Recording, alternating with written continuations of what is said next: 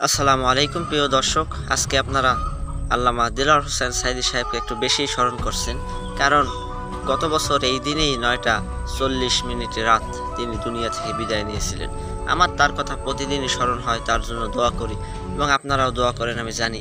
তো এই জন্যই আমি তার আরেকটা ছোট্ট বক্তব্য আপনাদের সামনে আজকে উপস্থাপন করছি।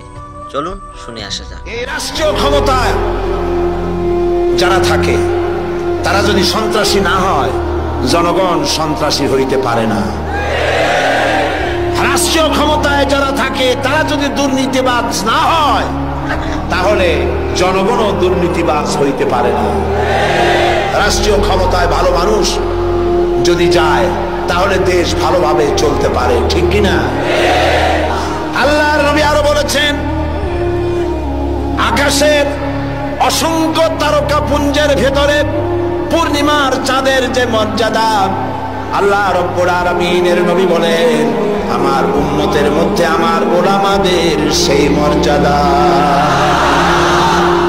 এদেশে ইসলাম, সততা, চরিত্র, দ্বীন, ঈমান যতটুকু টিকে আছে তা আলেমদের কারণে, হাক্কানি পীর বুজুর্গদের কারণেই তা টিকে আছে।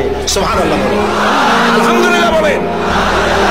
ইসলামী আন্দোলন, আলেম ওলামা, পীর বুজুর্গ, মাদ্রাসা মসজিদ, এরা এদেশের ঈমান, আমান, চরিত্র, দ্বীন, আমানতদারি, টুপি, দাড়ি এরাই টিকায় রাখছে। আলহামদুলিল্লাহ বলেন।